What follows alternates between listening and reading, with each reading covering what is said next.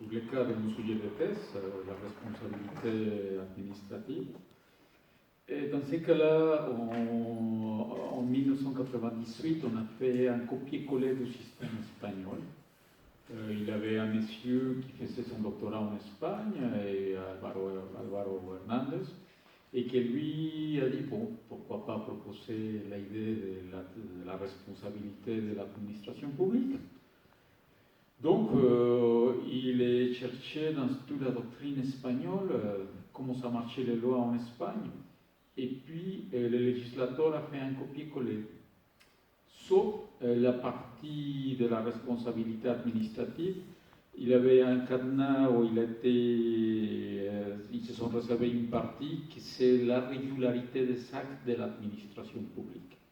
En Espagne, ça fonctionne, la responsabilité par les actes normaux, réguliers de l'administration, mais au Mexique, a été réservé ces parties et uniquement on a passé la loi pour les actes irréguliers ou anormaux de l'administration publique. Du coup, en ce moment, la jurisprudence a intervenu pour faire évoluer. Pourquoi? Parce que les juges ont dit, il y a des cas, c'est vrai, c'est des actes réguliers, mais de toute manière, ça va produire un dommage au particulier. Donc, on ne peut pas maintenir ce système irrégulier uniquement au anormal des actes, donc il faut l'ouvrir. Et du coup, c'est là où la jurisprudence a joué un rôle très, très important dans l'évolution, surtout de la responsabilité administrative. Aussi, on a un problème au niveau du droit commercial. Le Mexique a créé les sociétés avec une personne unique et on a fait un copier-coller de la Colombie. Et ça commence à poser de grands problèmes parce qu'on n'avait pas un cadre juridique avant l'instauration de ces sociétés avec une seule personne. Et ça commence à poser des problèmes. Donc à la base, ça vient d'un copier-coller sans beaucoup de réflexion. Et en ce moment, c'est au juge de poser des bases plus intelligentes au niveau du droit pour faire évoluer, surtout au niveau de l'administration, la responsabilité de l'administration et les droits des sociétés. Je trouve que la question est très intéressante parce que tout à l'heure, Maître Roux, vous avez évoqué l'intérêt particulier des juristes mexicains sur les questions de rapport entre le droit de l'Union européenne et le droit interne, notamment le droit. Guillermo, moi je sais que à chaque fois qu'on m'a interrogé sur ces questions-là, ça déclenchait pas du scepticisme, mais vraiment beaucoup d'interrogations, effectivement, sur la question de l'articulation des deux droits et la question de la souveraineté. Les Mexicains avaient du mal à comprendre que les tribunaux français acceptent d'écarter éventuellement la règle nationale pour faire primer la règle supranationale. C'est vrai que c'est une question qui les interpelle, et en même temps, on sent une véritable curiosité et un véritable intérêt de leur part, précisément pour ce qui pourrait constituer la création d'un ordre juridique supranational. Ils ont des raisons de parfois ne pas faire confiance, de ne pas pouvoir faire confiance dans leurs institutions, dans leur système politique. Donc je pense que c'est une des raisons pour lesquelles l'idée d'une institution, ou en tout cas d'un ordre juridique supranational, les intéresse beaucoup, et évidemment la question de l'articulation du droit national et du droit supranational. Et puis, je vais ajouter un mot à ces cas-là. C'est vrai que pour nous, les droits de l'Union européenne, c'est quelque chose de nouveau. La construction même de l'Union européenne, on ne la voit pas très évident au Mexique. Pour nous, c'est vrai qu'on parle encore en termes de la France, l'Espagne, l'Allemagne, mais on ne se rend pas compte de la construction autour de ces États souverains. Et c'est vrai que pour nous, la conception de la souveraineté n'a pas la même valeur, le même poids par rapport à quelqu'un ici en France. Déjà, on s'approche à une idée qu'une Cour suprême, par exemple, pourrait imposer des règles obligatoires pour le Mexique, par exemple, la Cour interaméricaine des droits de l'homme, qui chaque fois commence avec sa jurisprudence à prendre des décisions au Costa Rica, la Cour qui se trouve dans ce pays, mais que le Mexique doit prendre, se trouve obligé à prendre les décisions qui sont dégagées du Costa Rica. Déjà, c'est difficile pour nous. C'est-à-dire, une Cour qui n'appartient pas au Mexique va nous dire comment faire les lois. Oui, c'est un peu ça. Et en plus, en ce moment, on a les problèmes avec les traités de libre-commerce, l'accord de libre-commerce, de libre-échange avec l'Amérique du Nord, l'ALENA, car les États-Unis veulent supprimer, on va dire, les tribunaux qui gèrent un peu les problèmes dégagés de l'ALENA, parce qu'ils ont commencé à traiter des choses plus loin de la souveraineté de chaque pays. Donc Donald Trump voudrait supprimer cette idée qu'un tribunal qui se trouve à Mexico pourrait donner une décision qui va affecter une entreprise aux États-Unis. Donc c'est vrai que nous on est méfiants et on n'est pas habitué à ces contacts avec les États. Si vous voyez le Mexique, on est au milieu de rien.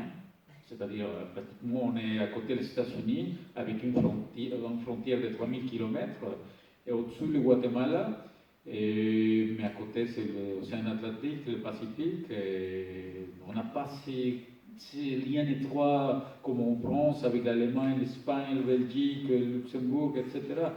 Donc, ces notions, c'est quelque chose de nouveau pour nous, et c'est pour ça que ça nous donne envie de connaître mieux comment ça se passe entre l'Union européenne et surtout les pays européens. Je ne sais pas si tu le confirmeras, je pense aussi à peut-être deux autres raisons. Il y a le fait que le Mexique est un pays qui a été colonisé et donc qui a dû lutter pour obtenir son indépendance. Indépendance qui est à l'échelle de l'histoire relativement récente. Et donc pour un pays qui a connu cette histoire-là, céder une part de sa souveraineté, c'est peut-être plus difficile que pour un État-nation comme l'est la France. Et puis il y a une autre raison, un intérêt néanmoins provoqué par l'Union européenne, c'est que depuis de nombreuses années maintenant, il y a des échanges, il y a des traités qui sont signés non pas avec les États membres, mais directement avec l'Union européenne. Et du fait de la signature de ces traités, ils sont confrontés au droit communautaire, au droit de l'Union européenne.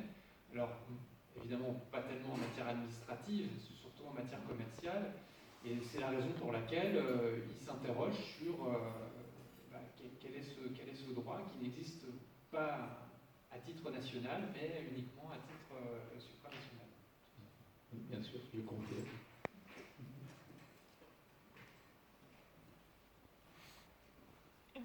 Moi, j'ai pas trop compris pourquoi le Mexique doit suivre la cour du Costa Rica. Oui, parce qu'on a signé en 1982 la Convention américaine des droits de l'homme. C'est quelque chose de très nouveau. Et on a signé la Convention en 1982 et on a reconnu la compétence de la Cour interaméricaine qui appartient à la Commission interaméricaine et à la fois la Commission appartient à la OEA, l'Organisation des États américains. Donc en 2004, le Mexique a reconnu la compétence de la Cour interaméricaine qui est liée avec les traités ou la Convention américaine. Du coup, la première affaire a été jugée en 2007 par rapport aux élections présidentielles où les citoyens ne pouvaient pas à l'époque se présenter en tant que candidats indépendants sans un parti politique. Et à partir de 2007, on a eu la première décision pour changer les lois électorales. Et maintenant, au Mexique, c'est possible que si je me présente aujourd'hui aux élections, je pourrais te voter et avoir un poste public. Chose qu'avant 2007, on ne pouvait pas parce qu'on devait appartenir à un parti politique.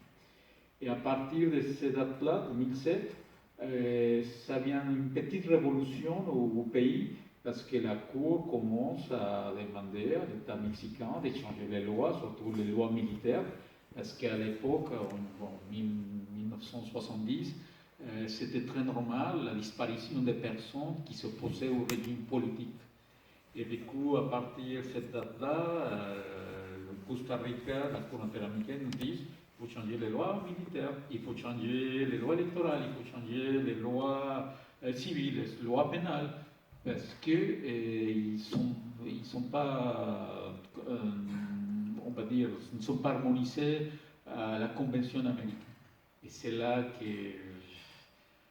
même mes collègues, les juristes mexicains, ils n'arrivent pas à comprendre ces rapports entre la Cour interaméricaine et le Mexique. Et ils se posent même la question pourquoi un juge au Costa Rica va nous dire tout d'abord comment on fait les choses et puis changer les lois. Mais je dis, mais heureusement j'ai fait mes études ici en France et j'ai fait un master en droit économique international et européen. Et c'est là où je me suis rendu compte que c'est possible et qu'on est engagé et qu'on ne peut pas dire en ce moment non. Comme le Venezuela, nous au Mexique, on doit continuer malgré les décisions qui viennent d'ailleurs. Un peu comme c'est passé ici, pour adapter les systèmes européens et même le système de la Convention européenne des droits de l'homme. Mais est-ce qu'il y a des magistrats mexicains à la Cour interaméricaine des... On a un magistrat mexicain qui a pris des décisions contre le Mexique aussi. Et le siège de cette cour, c'est un procès. C'est pour ça qu'on parle du Costa Rica. C'est un procès. C'est comme Strasbourg pour la CEDH. Mais c'est quelque chose, c'est-à-dire les affaires de disparition de personnes ont été jugées à partir de 2010. C'est-à-dire on a très peu de temps dans le système et on est en train de voir comment va évoluer, qu'est-ce qui va passer. Le Mexique va prendre toutes les décisions qui vont être émanées du Costa Rica. Les derniers gouvernements, ça s'est bien passé, mais l'actuel gouvernement a du mal à comprendre qu'on est dans un système régional de protection et que le concept de souveraineté, ça a évolué ou ça a changé. Et qu'on s'approche en matière de droits de l'homme un peu comme le système qui a été mis en place ici en Europe.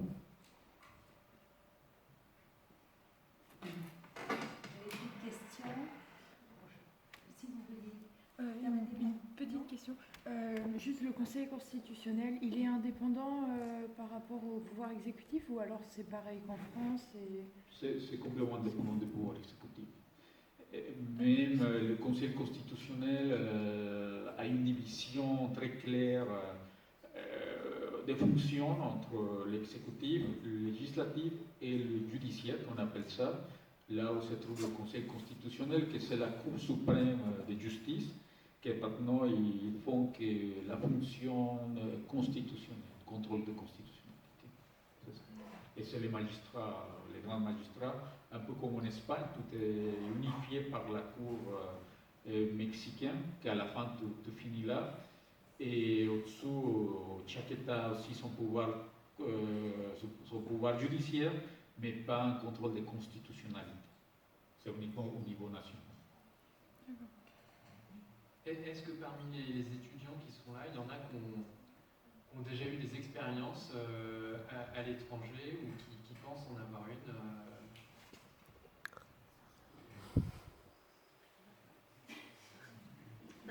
Oui, le Mexique, ça pourrait être intéressant, une belle chose.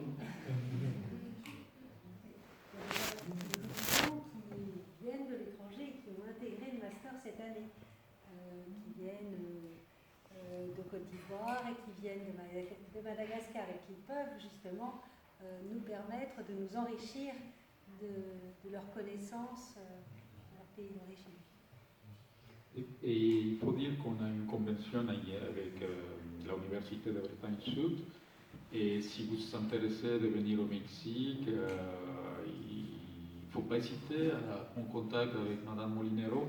Et moi aussi, je peux être votre relais sur place si vous avez besoin d'informations ou à la limite de savoir comment ça passe dans les pays. C'est vrai que parfois on parle des choses, enfin, des nouvelles qui viennent du Mexique en France, ce n'est pas les plus, comment dire, les plus attirants. Hein. Mais malgré ça, le Mexique c'est un pays très agréable. L'exemple c'est moi, Je confirme. Petite expérience. C'est clair, et nous avons toute l'infrastructure, les grandes villes, Mexico, Guadalajara, Monterrey, sont des villes où c'est vrai, où il y a des endroits où il ne faut pas y aller parce qu'on n'a rien à faire là-bas. Mais en général, ça se passe très bien. Les universités, Romain, Madame Molinero, ils ont connu l'ITESO, l'Autonoma, même la UP, et c'est des écoles avec un haut niveau d'enseignement et aussi qui accueillent beaucoup d'étrangers chaque année. Et c'est vrai qu'au niveau du droit, on n'a pas beaucoup d'échanges et on aimerait bien voir les étudiants de droit qui pourraient venir à Mexico. Donc il ne faut pas hésiter, et on est ouvert et on pourrait vous aider. Je pense que c'est vraiment une expérience qui vaut la peine. Pour aller dans ce sens, je dirais qu'on a tendance, on dit souvent que le droit voyage mal, contrairement aux sciences dures. Mais il faut dire aussi que le juriste gagne toujours à voyager et à dialoguer. Donc, multiplier les expériences à l'étranger, déjà en tenter une, c'est formidable. Merci en tout cas à toutes ces... Merci à vous. ces